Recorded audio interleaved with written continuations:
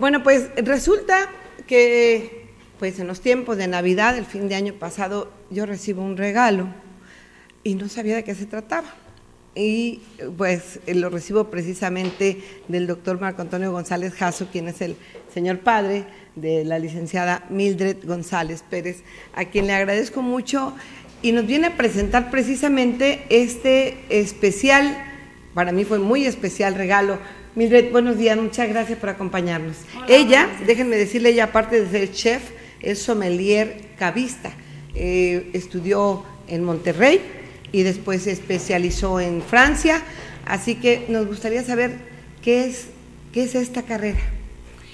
Bueno, pues yo me dedico a catar vinos y a estudiar todo el proceso de vinificación, que es pues sí, este proceso para producir un vino, ¿no? Desde que la vid está plantada, qué tipo de suelo, clima, y luego pues cuál es el procedimiento para obtener un vino.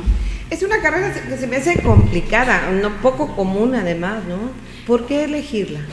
Pues sí, tal vez sea como poco común, pero creo que ahí vamos, empezando por aumentar el consumo de vino en México y luego... Estamos hablando de vinos de mesa. ¿Cuál es la gran diferencia entre un vino de mesa y un vino whisky, de otro tipo de vino que no es de mesa? Claro. ¿Cómo se le llama? Perdón por mi ignorancia. Me gusta mucho que me haya hecho esta pregunta, porque esto da pie a que pueda explicar la definición de vino. El vino es única y exclusivamente el resultado de la fermentación alcohólica del mosto o jugo de uva. Todo lo que no sea... Lo demás son licores. Puede ser un licor, puede ser un destilado. Por ejemplo, la cerveza, estamos hablando de un fermentado de malta o de cebada, ¿no? De algún cereal malteado. Luego el whisky o el tequila o el mezcal o el brandy son destilados. Entonces podemos hablar de eso, luego hay cremas, licores, todo eso, pero el vino, ahora lo que usted dice vino de mesa, es vino y puede ser tinto, blanco, rosado, espumoso. Nuestro país no figura precisamente en los países más productores o los mejores productores de vinos de mesa. Conocemos vinos de Chile, obviamente de España, de Francia, de California, México, algunos. Pero últimamente hemos escuchado hablar que se está produciendo vino en San Luis Potosí. Sí. Inclusive yo estuve en un viñedo que está en Villa de Arista, pero me dicen que tú estás en otro. Platícanos en dónde y por qué las condiciones de la tierra. Claro que sí. Bueno, efectivamente México todavía no figura en las grandes estadísticas, ¿no? Claro. De producción de vino, pero estamos produciendo vino. No significa que no pase nada, ¿no? en el país. ¿La calidad?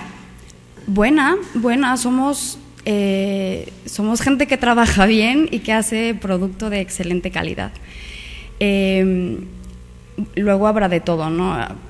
Es como para profundizar, claro. Un tema para profundizar. Pero en San Luis Potosí, yo trabajo en un viñedo que se llama Bodega 1881.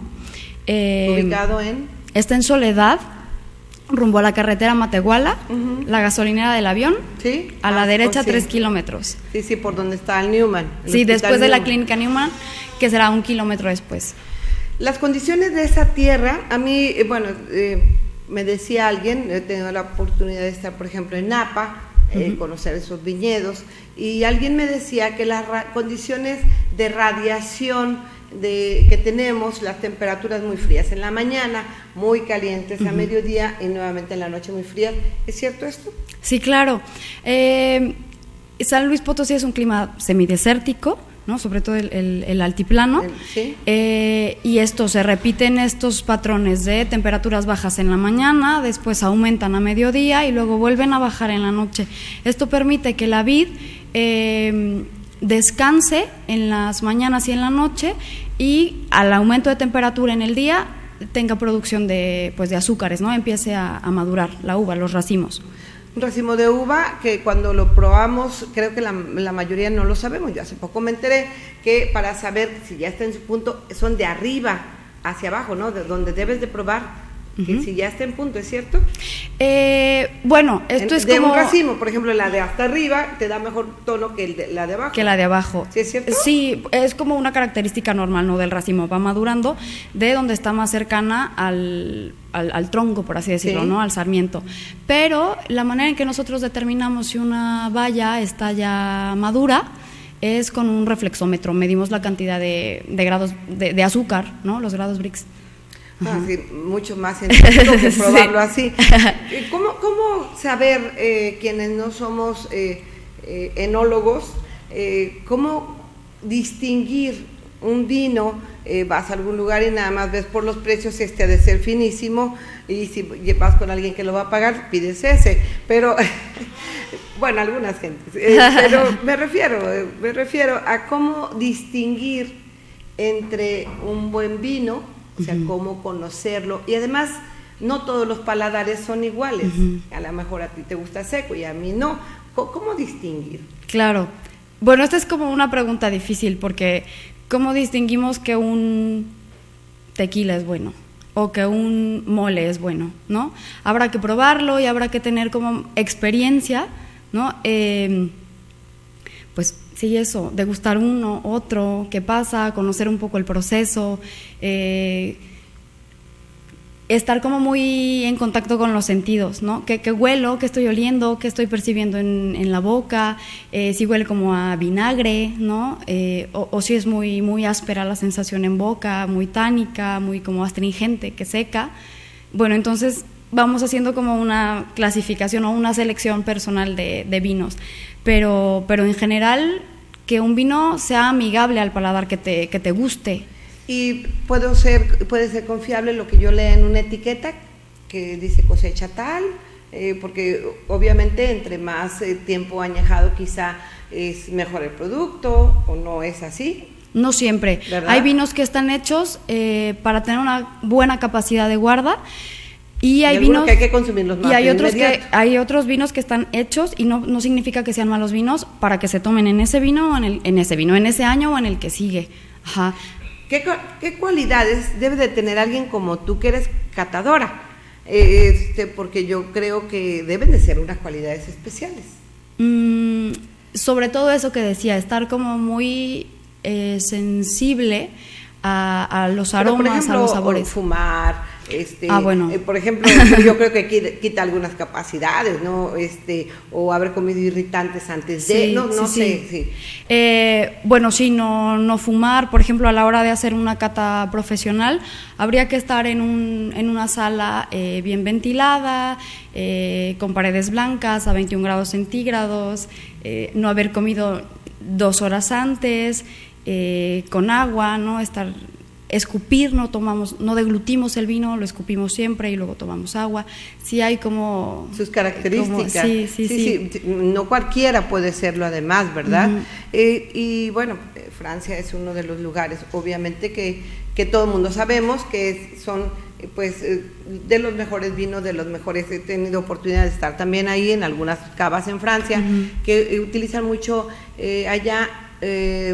son orgánicos, o sea, no le ponen ningún químico, y las cavas, bueno, en algunas que yo entré por allá por Francia, son subterráneas. Sí. ¿Qué cualidades tiene? ¿Qué diferencia hay? Bueno, al hacer una cava subterránea, que normalmente una cava es subterránea. ¿No hay arriba las cavas? Se llama cava por eso, porque eran subterráneas, como cuevas. De ahí viene la palabra en francés. Bueno, 2 cosas. Tenemos, conforme vamos bajando, va disminuyendo la temperatura, entonces es una manera como de conservar el vino. Y segunda, la humedad, vamos teniendo un poco más de humedad. Entonces necesitamos un poco de humedad para que el corcho no se reseque y podamos guardar el vino. ¿Cómo debo de tomar los vinos? Ahí todos escuchamos o sabemos que hay vino blanco, tinto, rosado. Bueno, es una pregunta que quizá es muy común. ¿Qué va con qué? Claro. Bueno, en cuanto a temperaturas, a grosso modo, los vinos que se toman más fríos serán primero los espumosos, alrededor de 6-8 grados blancos. Luego siguen los blancos, alrededor de 8, 10, 12 grados. Luego seguirán los rosados, 10, 12 grados también. Incluso pues en 13 más o menos. Pues es que yo no me gusta decir eso porque si el ambiente está a 32 grados a 40 verde, sí. Sí. Y luego los vinos tintos, si son jóvenes, a partir de 16, 17, 18 grados, y si son vinos más de guarda podrán como aguantar una temperatura de 19, 20 grados. Es el que se toma, digamos, más al tiempo. Sí, los vinos tintos de guarda. Los vinos tintos de guarda, y normalmente los rosados están exactamente en medio, ¿no? Los blancos se van con... Los blancos van, pues también con carne blanca. Muy a grosso modo, sí, con mariscos, depende de la característica del vino, porque podemos encontrar un vino blanco con barrica, ¿no? O un blanco con una muy buena acidez, o con azúcar residual, ¿no? Entonces dependerá. Un blanco con azúcar lo podemos dejar para un postre. Un blanco con una muy buena acidez lo podemos maridar o hacer una alianza con mariscos, moluscos, ostras, almejas, ¿no? Todo esto que tiene como ese gusto mineral. Y bueno, en general los blancos van bien con pescados, con pollo, con cerdo. Para hacer un maridaje. ¿Blanco con cerdo? Puede ser también, si el cerdo está en una cocción. Por ejemplo. Sí, puede ser, sí. Okay, ¿y el rosado? El rosado es como un comodín, puede ir bien con un poco de todo, ¿no? A lo mejor con pescado, sí, blanca. Puede ser, sí, camarones, salmón, también. Yo siempre lo pensaba que era para mariscos o para pescados, pensaba siempre el rosado en eso, sí. Y no, puede ir como bien. Sí, el rosado es rico por eso, porque puede ir como con una gama más amplia de alimentos. ¿Y el tinto?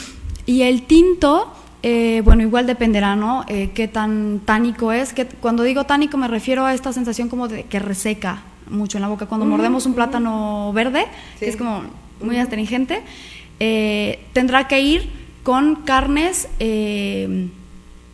rojas, grasas. ¿Sí? Esta sensación de resequedad va a combinar. se alivia, se alivia con la grasa y con la carne, con la proteína. Ah, mira qué bien. Sí. Quesos fuertes también. No, porque la proteína de la leche, que es la caseína, hace una sensación como pastosa con estos taninos muy fuertes. Entonces los quesos más bien como con vinos tintos jóvenes o blancos o rosados. Pues toda una clase, de verdad. Pues yo no sé de nadie más aquí en Río Verde, me congratulo, yo creo que muchos rioverdenses nos congratulamos de tu trabajo. Y gracias. Pues muy orgullosos de que estén produciendo este vino aquí en San Luis Potosí. Claro que sí. Mildred, muchísimas gracias por habernos acompañado. ¿Algo más que desees agregar al respecto, por favor? Sí, muchas gracias. Pues los invito a que conozcan la bodega 1881. Hacemos recorridos, catas, degustaciones. Porque ya dijimos dónde está. Sí, está pues en Soledad, por la carretera Motehuala, muy, muy cerca de la Clínica Newman. Ahí estamos pues a sus ¿Puede órdenes. uno llegar a hacer una cita, hacer el recorrido? Sí, normalmente. ¿Con prueba? Sí, claro, normalmente hay que hacer pues una reservación para que ya los estemos esperando. Hacemos un recorrido por las 15 hectáreas de viña, de vid plantada que tenemos, y luego hacemos, degustaciones de los vinos que tengamos en producción, y es una experiencia muy padre, la verdad. Sí, y el costo, porque por ejemplo a mí me ha tocado que te cuesta tanto si quieres probar de todos los vinos, o sin cata, o te cuesta, es diferente. ¿Cuál es el costo? No sé. Sí, el costo de un recorrido es de 250 pesos, hacemos ¿Y con cata? Y degustación. Sí. Y una botella de estas, que es el rosado, al que se le ha dado como un mejor seguimiento, ya es una línea bien establecida ahí en bodega, cuesta 220 pesos. Este rosado tiene un poquito de azúcar residual, está como muy amigable al paladar, sí, gusta mucho, ¿no? Por ese toque de azúcar, tiene una acidez muy buena también, es muy fresco, floral, frutal. Vamos a ir próximamente hacer un recorrido, ojalá que nos Pues reciban, allá los espero, claro que sí. Y les vamos a traer a todo nuestro auditorio este producto. Muchísimas gracias, Mildred, por gracias habernos acompañado. A ustedes. Muchas gracias. Bueno, pues ya nos vamos. Muchísimas gracias. Gracias a cada uno de ustedes que este día estuvieron con nosotros. Creo que fue un programa un poquito largo. Espero, como cada domingo, haya sido de su completo y total agrado, que para nosotros es un placer servirle. Gracias, muchas gracias por abrirme las puertas de su casa, que ya lo sabe, las de mi corazón están abiertas para usted. Sea feliz, que Dios me lo bendiga, que descanse, feliz domingo y que viva la familia. Hasta mañana, si Dios quiere, y usted también.